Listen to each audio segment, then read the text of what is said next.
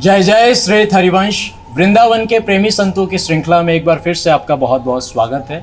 आज हमारे साथ हैं श्री श्यामा शरण बाबा जी, श्री हरिवंश। बाबा। बाबा, सुना है आप महाराज श्री के शरीर संबंध से हैं, क्या संबंध है आपका महाराज श्री के साथ? ये प्रभु की और श्री जी की अपार कृपा है जी कि ये जो हमारा शरीर है ये पूज्य महाराज जी की जन्मस्थली से संबंधित है जी। जहाँ पूज्य महाराज श्री का जन्म हुआ उसी स्थान पर, उसी घर पे ही हमारा भी जन्म हुआ जी। कानपुर नगर के कस्बा नरवल तहसील के अंतर्गत एक गांव है अखरी जी। वहीं पर यह शरीर हुआ। पूज्य महाराज श्री का जिस स्थान पर जन्म हुआ उसी स्थान पर हमारा भी जन्म हुआ। ये हमारे लिए बहुत सौभाग्य की बात है। पूज्य महाराज श्री के शरीर के बड़े भ्राता के अनुज पुत्र के रूप में इस शरीर का जन्म हुआ जी। यानी शुरू से ही, प्रारंभ से ही, क्योंकि एक विशुद्ध ब्राह्मण परिवार में हमारा जन्म हुआ और वहाँ पर एक जैसे भक्ति भाव होता है तो शुरू से ही पूर्ण रूप से भक्ति। हमारे बाबा संन्यास धर्म में थे, पूर्ण रूप से संन्यास का कठोरता से पालन करने वाले। उनको हमने देखा भी है कि जैसे पूर्ण रूप से जैसे सन्यासी होते, पूर्ण रूप से संन्यास का पालन करने वाले, एक एक अक्षरशः शास्त्र के अनुसार पालन करने वाले। तो उनको हमने साक्षात दर्शन किए। वो सब देख के कैसा लगता था? वो सब देख के हमें ऐसा लगता था कि काश हम भी चले इस मार्ग में जी। क्योंकि संन्यास मार्ग एक पुष्टता है। जी जी जी। अहम ब्रह्मास्मि इत्यादि को देख करके तो लगता था, एक गर्व सा महसूस होता था अंदर से कि ये हमारे परिवार के जी जी। इतने बड़े संत। एक बार दर्शन के लिए भी गए जी बाबा के जी। तो वहाँ पर जैसे प्रसाद आया, जैसे होता है ना संतों के लिए भिक्षा वृत्ति से होता है, तो 5 ब्राह्मण घर मांगने की स्थिति होती है उसमें। तो जब प्रसाद आया तो उनके सामने, तो जब जल दिए हाथ में और बुलवाया उनसे, एतत् सर्वम अनादिकम रसादिकम शुभ कर्मम ब्रह्मवर्पणम। तो यह सुन के यानी समझ में नहीं आया कि यह है क्या, ये संन्यास धर्म क्या है। तो वहाँ पर हमने उनसे बाद में पूछ लिया कि क्या है स्वामी जी ये ऐसे। तो उन्होंने कहा कि इसका वास्तविक अर्थ ये है, एतत् यानी यह सब अनादिकम जो अन्न है और रस जो पेय पदार्थ हैं, ये सब आप ब्रह्म को अर्पण कर रहे हैं, ना कि हमें। ये संन्यास धर्म का नियम है। तो सुन के अच्छा लगा। पूज्य महाराज श्री बाल्यावस्था से ही ब्रह्मचर्य के कठोर व्रत का पालन करते हुए इस मार्ग में चले। जब हमारा जन्म हुआ तो उस समय पूज्य महाराज श्री और बाबा हमारे दोनों लोग सन्यासी थे। महाराज श्री के बारे में सबसे पहले आपने कब सुना था? जी, ये बचपन ही था हमारा जी। तो जैसे शरीर के पिता श्री पूज्य महाराज श्री के शरीर के बड़े भैया जी ऐसे ही बातें हुआ करती तो बताया करते कि हमारे एक छोटे भाई थे जो बहुत ही कम अवस्था में, मात्र 13 वर्ष की अवस्था में, 12-13 वर्ष की अवस्था में गृह त्याग कर दिया था। तो हमारी अधिकांश इच्छा होती थी कि उनके बारे में हम जाने कि कैसे इतनी छोटी उम्र में कैसे हो सकता है। यानी इस तत्व में है क्या कि इतनी छोटी उम्र में महाराज जी।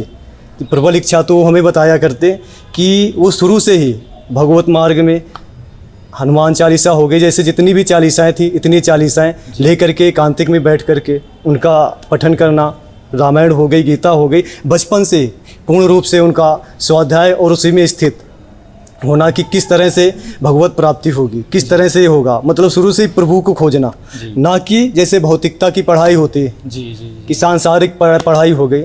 ऐसा नहीं कि प्रभु के मार्ग में चला जाए तो भौतिकता की पढ़ाई होती है, इसमें कुछ ह्रास हो, क्योंकि ये तो उस तत्व के आगे बिल्कुल निमिष मात्र है ना। तो इसकी प्राप्ति तो ऑटोमेटिक होती है जो भगवत प्राप्ति के मार्ग में चलता है। जो बच्चे हैं वो अगर चलना चाहे तो यानी वो पढ़ाई ऐसे ही है। तो पूज्य महाराज श्री का जब सुनते तो बड़ी लालसा होती कि पूज्य महाराज श्री से हम मिले, लेकिन ऐसा सौभाग्य उस समय हमारा नहीं था। जैसे सुनते कि महाराज जी ऐसे वैराग्य पूर्वक चल रहे हैं और ब्रह्मचर्य की कठोर निष्ठा, तप, बल, और उसके बाद में जब काशी में थे पूर्ण रूप से कठोर, तो जैसे पता चलता संत, क्योंकि हमारे यहाँ संत हमेशा आते रहते थे हमारे घर में। संतों का संग शुरू से ही? जी, शुरू से, यानी हमारे बाबा के ज़माने से ही संत बहुत आते थे। संतों का संग शुरू से हुआ। संतों के चरणों का जैसे आए तो पहले बाबा लोग, फिर वही जैसे जो पिता का धर्म होता है तो वो पुत्र ग्रहण कर लेता है। तो पिताश्री संतों के चरणों का प्रक्षालन करके उसको पूरे घर में शुद्धिकरण करना, फिर जो बचे उसे हम लोगों को भी चरणामृत के रूप में देना। संतों के प्रसाद पाने के बाद में, क्योंकि संतों का एक नियम होता है, प्रसाद पाने के बाद में थाली में कुछ रह ना जाए। अलग अलग भांति भांति के संत होते हैं ना, वैसे पहुँच के पी भी गए पूरा पानी। तो जो थाली बचती तो अपने लोगों को उसको माता जी धो करके पान करवाती है हम लोगों को। जी। तो ये गुरु कृपा थी, क्योंकि महाराज जी जैसे काशी में थे, तो जब महाराज जी का बोधयंत्र होता आपस में संतों के साथ में, तो जानने की कोशिश करते कि महाराज जी कहाँ के हैं, बिल्कुल बिल्कुल ऐसे। जी। तो जब पता चलता कि नहीं उस स्थान के, तो उनको ऐसा लगता होगा कि हम एक बार जाएं उस स्थान में। जी। ये बहुत पहले की बात है हमारे जन्म के। तो वही सीरीज अभी तक संतों की चली आ रही थी अपने यहाँ। तो संत भगवान आते, उनको प्रणाम करना, सब कुछ। तो ये सिर्फ गुरु कृपा, जी। गुरु कृपा से ही यानी हृदय का परिवर्तन हो सकता है। तो महाराज जी की ऐसी दिनचर्या है। बाबा, आप पूज्य महाराज श्री को किस भावना से देखते हैं? चाचा जी की भावना से देखते हैं, सदगुरुदेव भगवान की भावना से देखते हैं, किस भावना से? जी, जब हमारा जन्म हुआ, जी श्री महाराज जी उसके बहुत पहले जी घर को छोड़ करके इस मार्ग में निकल चुके थे। जी भगवत प्राप्ति कैसे हो, इसकी खोज में प्रभु के मार्ग में प्रशस्त हो गए थे वो। तो बचपन से ही यानी अपना संग तो रहा नहीं, परिवार की तरह। जी। तो महाराज जी को जब भी सुना, जब भी पूज्य पिताश्री से पूछा हमने, तो एक संत भाव ही आता था जी। कि पूज्य महाराज श्री संत हैं, किस तरह निकले, कैसे पूज्य महाराज श्री की रहनी, यही हमेशा उनसे चाचा पूछते जी की रहते। भावना कभी नहीं आई? जी, कभी नहीं। वो अंश रूप में तो रहती थी, जी जी क्योंकि वो संबंध है, लेकिन अधिकतम मात्रा में संत भगवान ही रहता था। बाबा, अपने एजुकेशनल बैकग्राउंड के बारे में कुछ बताइए, कितनी पढ़ाई की जी, है आपने? वैसे प्रारंभिक स्थिति से ही घर का ऐसा माहौल रहा, पूर्ण रूप से भक्ति भाव का।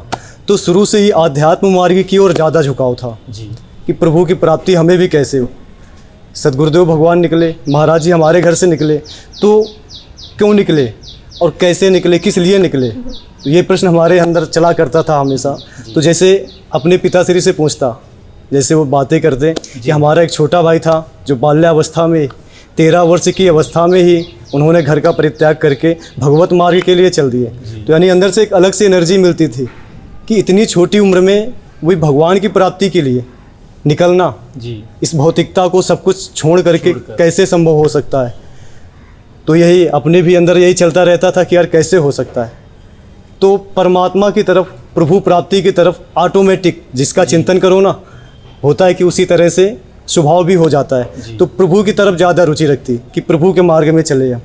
पढ़ाई की तरफ, जैसे भौतिकता की पढ़ाई है, ज़्यादा रुचि नहीं थी, लेकिन पिता के द्वारा कहा गया कि ये जो सांसारिक पढ़ाई है इस संसार के लिए बहुत आवश्यक है। जी तो इसलिए हमने पढ़ाई भी किया, जी जी लेकिन उसमें भी नियम थे। जी तिलक लगा करके स्कूल जाना, पूर्ण रूप से यानी अपनी स्थिति में ही जाना। ऐसा नहीं कि अब हम भौतिकता की पढ़ाई में जा रहे हैं तो वहाँ लोग हमें टोकेंगे, कुछ नहीं, ये तो संसार है। कभी लोक लज्जा की परवाह नहीं की? हाँ, कभी नहीं। जैसे कभी लोग कहते भी जी तो बस एक दृष्टि में ही, जी इतने में ही मतलब वो शांत हो जाते। अच्छा, उनकी संख्या भी बहुत कम होती है, जी 2-4 की संख्या में होती है, वो ज़्यादा नहीं होती। जी जी जी तो इतना ज़्यादा लगता ही नहीं था, क्योंकि वो हर एक के ऊपर कमेंट करना जी। उनका स्वभाव होता है। तो इसी तरह स्कूल में जाना पूर्ण रूप से भगवताकार वृत्ति के साथ में। जी ऐसा कभी नहीं हुआ कि भौतिकता की पढ़ाई में भी, हालांकि हमने ज़्यादा ध्यान नहीं दिया, पढ़ाई में हो या फिर कंपटीशन में हो, कभी भी पीछे रहे हो। क्योंकि जो प्रभु के मार्ग में चलता है ना, उसको पढ़ने की ज़्यादा आवश्यकता नहीं, उसकी स्किल इतनी डेवलपमेंट हो जाती है जी प्रभु के मार्ग में। क्योंकि जो प्रभु का मार्ग है ये बुद्धि से परे है, बिल्कुल तो बुद्धि ऑटोमेटिक आएगी, क्योंकि देने वाले तो वही है ना। बिल्कुल तो ऑटोमेटिक जो प्रभु का मार्ग है, जैसे अपने पढ़ने के लिए भी बैठे, प्रभु का ही पढ़ना, स्कूल में जो पढ़ा दिया गया बस उतना ही पढ़ लिया और उतने से ही सब कुछ। यानी स्कूल में ऐसा नहीं था कि कंपटीशन में बैठे सामने 4-5 बच्चों का कंपटीशन है तो कभी पीछे हो।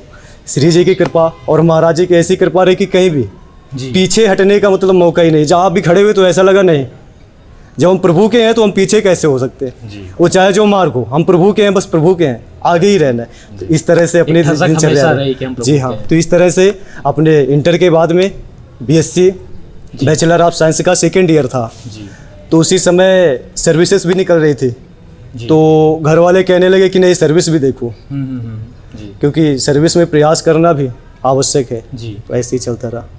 जैसा आपने कहा कि घर वालों ने कहीं ना कहीं कहा आपको कि आप कॉम्पिटिटिव एग्जाम्स की प्रिपरेशन करें और इस मार्ग में भी आगे बढ़ें, तो आगे क्या किया आपने? जी, जैसे कंपटीशन के लिए बोले तो अपनी ज़्यादा रुचि तो थी नहीं, जी तो बस ये था कि जो पिता के वाक्य उन वचनों में चलें, जी क्योंकि पिता के वाक्यों में चलना चाहिए। बाढ़े पुत्र पिता के धर्मा, ऐसा मतलब संसार में भी कहा जाता है कि पिता के वाक्यों को भी कुछ बहुत पकड़ना चाहिए। जी तो सिर्फ उनके वचनों का पालन करने के लिए हमने कंपटीशन की भी तैयारी की, काफ़ी मात्रा में।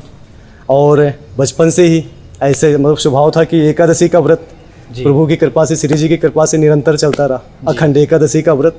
जी। तो कंपटीशन के लिए भी जाते तो जैसे चावल इत्यादि है तो उस व्रत में नहीं पाया जाता। जी। जैसे अपनी उपासना में सब प्रभु का ही, श्री जी का ही महाप्रसाद है तो पा लिया जाता है, लेकिन उस मार्ग में नहीं। मतलब नहीं है। कहते हैं कि एक चावल का तिनका कीड़े के समान होता है। जी। तो इस वजह से कभी नहीं।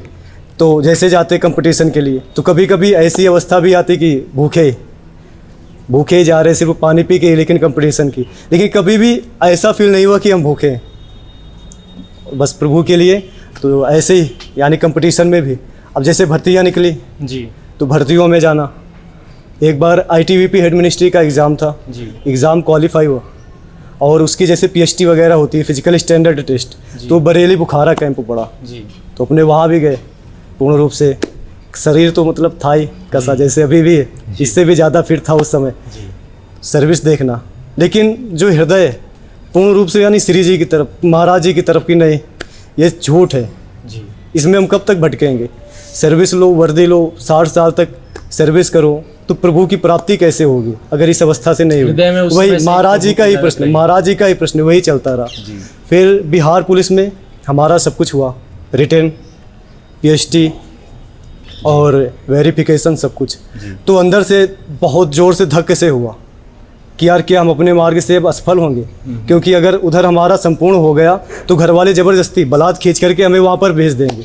जी। तो हृदय में बहुत उत्पीड़ना हुई। जी।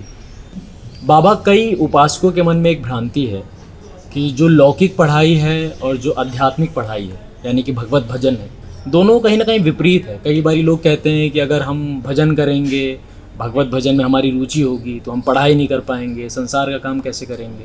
इसके ऊपर क्या कहना चाहेंगे? ये बच्चों की, जो नए बच्चे हैं, जी। इनकी सबसे बड़ी गलती यही है। जी। उनके हृदय में जैसा फिट कर दिया गया है जी। बुजुर्गों के द्वारा, जैसे जो अपनी एक जनरेशन निकल चुकी कि नहीं, अगर भगवान का भजन करोगे तो पढ़ाई नहीं हो सकती। जी। ये पिछली जनरेशन से ही, क्योंकि जो अब बच्चे आ रहे हैं उनके हृदय में उन्हीं के अनुसार होता है जो प्रेरणा मिलती है, जैसे महापुरुषों से भक्तों को प्रेरणा मिलती है, इसी तरह जो शिक्षा के क्षेत्र के हैं उनसे ही उन स्टूडेंटों को भी प्रेरणा मिलती है। तो ऐसी एक स्थिति बना दी गई है लोक में कि अगर आप प्रभु के मार्ग में चलेंगे जी। तो फिर आपको ये जो लौकिक पढ़ाई है, जैसे संसार की इंजीनियरिंग वगैरह या और कोई भी लाइन है, तो फिर आप उसमें नहीं चल सकते। लेकिन हमारे शास्त्रों के अनुसार ये सबसे गलत है, क्योंकि शास्त्र के अनुसार पूर्ण रूप से चलते हुए भी देखो कई महापुरुष जी। इतने रूप से मतलब कि पूर्ण रूप से संसार में भी चल रहे हैं, संसार में चलते हुए भी पूर्ण रूप से भगवत प्राप्ति करते हुए जी। जी। संसार की तरफ भी, लौकिकता में भी पूर्ण रूप से जा रहे हैं। जी। क्योंकि कर्मण्येवाधिकारस्ते माँ फलेषु कदाचन, जी। कर्म करते हुए भी उसकी फल की इच्छा मत रखो। कर्म करो लेकिन फल की इच्छा मत रखो। अच्छा, स्थिति क्या होती है? बच्चों ने पढ़ाई किया, जी। फिर उसके बाद में नहीं हमें यही करना है। जैसे बच्चे कोई पास किया, डिग्री लिया, तो नहीं हमें यही करना है, तो हम फल की इच्छा नहीं करेंगे, हम उसमें चलते रहेंगे। रास्ता अपने मन से बनेगा और प्रभु का भजन, नाम जप, इससे क्या एकाग्रता से ही सब कुछ होता है। वो चाहे आध्यात्मिक मार्ग हो या फिर उस शिक्षा का मार्ग हो, क्योंकि संसार में दो ही विद्याएं हैं, विद्या शस्त्र से शास्त्र से द्वय विद्या प्रतिपद्यते, शास्त्र विद्या और शस्त्र विद्या। शास्त्र विद्या के अंतर्गत ही सब पढ़ाई आ जाती है। जी। और लौकिक जो है, जैसे शस्त्र विद्या हो गई, तो ये जैसे सैनिक धर्म में लेकर के, ये भी एक तरह से विद्या ही है। तो ये दो ही विद्याएं हैं। तो ऐसा कभी ना माने कि इस मार्ग में आकर के आपकी वो पढ़ाई छूट जाएगी। आप पूर्ण रूप से चल सकते हैं। जीता जागदा उदाहरण हम कहें तो पूज्य श्री सद्गुरुदेव भगवान को आप देखिए, मात्र 13 वर्ष की अवस्था में भगवत मार्ग में निकले। जी। सभी पूर्ण रूप से रामायण, महाभारत, जितने भी ग्रंथ हैं, श्रीमद् भगवत गीता, सुधा सागर जी और भी जितनी अपनी वाणियाँ जी, यानी हम तो खड़े होते हैं तो दिमाग अपना चकरा जाता है बिल्कुल से कि पूज्य महाराज श्री के अंदर इतना प्रकाश, यानी प्रणाम करते हैं कि ये साधारण व्यक्ति के अंदर कभी नहीं हो सकता, बिल्कुल नहीं हो सकता। तो कहीं ना कहीं होता है प्रभाव। इसीलिए सद्गुरुदेव भगवान हमेशा प्रेरणा देते हैं कि चाहे जिस स्थिति में हो, पढ़ाई की स्थिति में हो या कैसी भी विपरीत स्थिति में हो, आप भजन मत छोड़ो। जी। क्योंकि इसका ये बल है कि आपको जो आध्यात्मिक ऊर्जा है, आध्यात्मिक ऊर्जा का मतलब आंतरिक ऊर्जा जी। जी। है ना, तो जो आंतरिक ऊर्जा ये प्रभु की प्राप्ति से ही होती है। तो इसलिए प्रभु की प्राप्ति के लिए और लौकिक ढंग से जीवन निर्वाह के लिए आप ऐसा कर सकते हैं। बाबा कभी आपके मन में ऐसा नहीं आया कि विवाह करके गृहस्थ जीवन में रहा जाए? जी, ऐसा तो श्री जी की कृपा से और महाराज जी की कृपा से हमेशा सिर्फ इसी मार्ग में लगी रही कि कैसे प्रभु की प्राप्ति हो। उस तरफ ज़्यादा दिमाग ही नहीं चला कि क्या करें हम, जैसे होता कभी संसार में, क्योंकि अब हमारी अवस्था हो चुकी थी घर में, 22-23 वर्ष की अवस्था हो चुकी थी। तो घर वाले कहते कि ठीक है सर्विस भी देखते जाओगे, तो घर वालों के ऊपर बिल्कुल से झिझक जाते थे, नहीं अभी नहीं करनी हमें, अभी नहीं करनी हमें। तो घर वालों को ये सांत्वना दे देते थे कि जब सर्विस लगेगी उसके बाद में ही हम करेंगे शादी, ऐसे करके। तो धीरे धीरे, क्योंकि वो जो हमारा एम था, जो हमारा उद्देश्य था, वो हम आंतरिक रूप से ही रखते थे माता पिता, वो ज़्यादा आपने प्रकाशित नहीं जी ज़्यादा प्रकाशित नहीं किया। बाबा कभी महाराज जी ने आपको बाबा बनने के लिए कहा, या फिर अंदर से ही एक प्रेरणा हुई कि बस अब बाबा जी बन के मतलब प्रभु के मार्ग पे चलना है? जी, इसमें तो ऐसा है कि बचपन से ही पूज्य महाराज श्री बाल्यावस्था में ही निकल गए। महाराज जी का कोई एक स्थान नहीं पता था, महाराज जी आए, बस ये था कि महाराज जी के पीछे चलना है, महाराज जी के चरणों के पीछे चलना है, बस लगना है। तो वृंदावन धाम में पूज्य महाराज श्री के सत्संग हमेशा सुना करते थे। तो हम और हमारे शरीर के बड़े भ्राता श्री दोनों लोग वृंदावन धाम है जी, और श्री जी की कृपा से पूज्य महाराज श्री के चरणों की शरणागति प्राप्त हुई। जब पहली बार आपने महाराज श्री को देखा ऐसे प्रत्यक्ष रूप में, तो कैसा लगा था उस समय? यानी ऐसा लगा हमें बिल्कुल जैसे कि मेला में माता पिता के साथ में बच्चा होता है ना, तो जैसे बच्चा खो जाए जी, तो माता पिता ढूंढते हैं, लेकिन बच्चा भी देखता है कि कहाँ है माता पिता जी। तो माता पिता तो ऐसे ही खड़े रहते हैं, लेकिन बच्चा चपक जाता है बिल्कुल से कि नहीं हमारे माता पिता, और वो खूब जोर से रोता है। तो यानी ऐसे ही भाव आया कि महाराज जी हमारे परिवार में ऐसे महापुरुष अंदर से, यानी बहुत भावुकता और वो आई जिसे सिर्फ गुरु कृपा से ही संभव है। शरणागति के बाद ये जो यात्रा है विरक्त जी, ये कैसे आरंभ? ये शुरू से ही हमारे अंदर था वैराग्य के लिए, और उधर वो जो प्रोसेस हुआ पुलिस का, जी जी, तो हमारा उससे मन और भटका कि अगर उधर हम ज़्यादा गए तो फिर वो हो गया। तभी बड़े भ्राता श्री को हम लेकर के आए यहाँ पर कि चलो पूज्य महाराज श्री से शरणागति लेते हैं। पूज्य महाराज श्री को हमने बताया जी, महाराज जी हमारे अंदर ऐसा ऐसा भाव है, हम वैराग्य रूप से चलना चाहते हैं। तो महाराज जी ने कह दिया कि अगर बच्चा अंदर से थोड़ा से भी विषयों का राग है, स्त्री की तरफ अगर इतना से भी है, तो आप शादी करके घर में रहिए, सबसे बढ़िया यही नियम है जी, सबसे अच्छा नियम है। तो हमने कहा महाराज जी, वैसे महाराज जी से तो हमने कुछ नहीं कहा जी, लेकिन अंदर ऐसा हुआ कि नहीं हमें तो वैराग्यता से ही रहना है, पूर्ण रूप से वैराग्य धारण करके। पूज्य महाराज जी ने हमें उपासना बताई राधा वल्लभ जी की, क्योंकि अपने शैव धर्म के उपासक थे जी, उधर जैसे जो कुल की जो रीति होती है, हमारे इष्ट देवता प्रभु भगवान शिव हैं, तो उसी उपासना में थे। फिर राधा वल्लभ लाल जी की जो उपासना बताई उसी हिसाब से घर में गए जी। और वहीं पर ऐसे महाराज श्री ने उस समय क्या उपदेश किया था आपको? पूज्य महाराज श्री ने यही उपदेश दिया हमें कि गृहस्थ आश्रम में रह करके भी एक पत्नी धर्म धारण करके भजन किया जा सकता है। क्योंकि पूज्य महाराज श्री के हृदय में ऐसा था कुछ कि कहीं इसके अंदर विकार ना हो जी जी, कि विकारों के कारण इस मार्ग में चले और इस मार्ग से च्युत हो जाए। जी, वैसे तो गुरु रूपी तत्व हैं, अखंड मंडलाकारम व्याप्तम येन चराचरम, तो वो तो सभी जानते हैं कि क्या लीला होने वाली है, लेकिन उन्होंने उस समय हमें भेज दिया ऐसे कह के।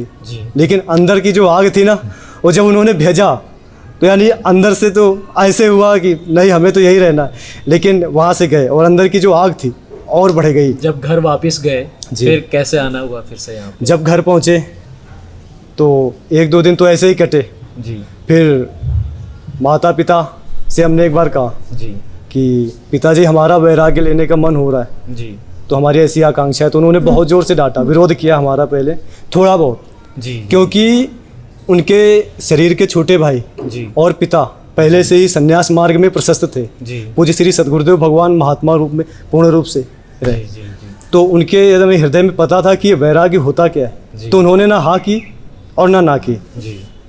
बस आंखें टेढ़ी कर ली बस। लेकिन माँ का बहुत विरोध हुआ।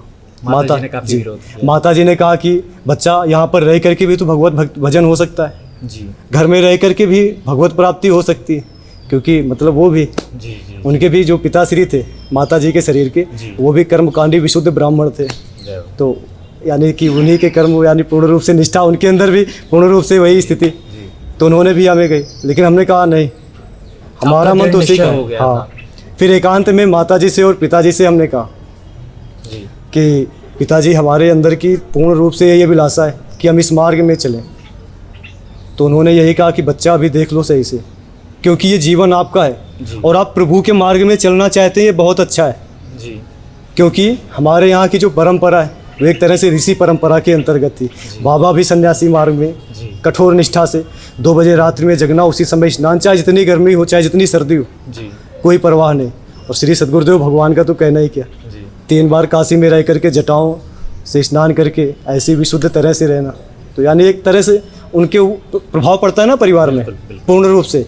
जो भागवतिक होते हैं, जहाँ से एक भी संत निकलता है तो उसके लिए कहते हैं कुलम पवित्रम जननी कृतार्था वसुंधरा पुण्यवती चतेने, कि पूर्ण रूप से विशुद्ध हो जाता है, कुल पवित्र हो जाता है, जी वसुंधरा वहाँ की पुण्य हो जाती है और जननी कृतार्थ हो जाती है। जय तो इसी तरह से यानी कि पूज्य महाराज श्री का जैसे, तो महाराज जी पिताजी के ऊपर भी काफ़ी प्रभाव पड़ता था जी उसका। जी जी वो भी एक वैदिक कर्मकांडी ब्राह्मण। जी तो हमने जब कहा तो बोले कि ठीक है बच्चा इस मार्ग में चलो, अच्छा है, लेकिन एक बात का पूर्ण रूप से ध्यान कर लो। हमारे पिता जब संन्यास मार्ग में निकले, हमारा छोटा भाई अर्थात हमारे चाचा जी जब इस मार्ग में निकले तो बोले दोबारा वो कभी भी घर की तरफ मुड़ के नहीं देखे।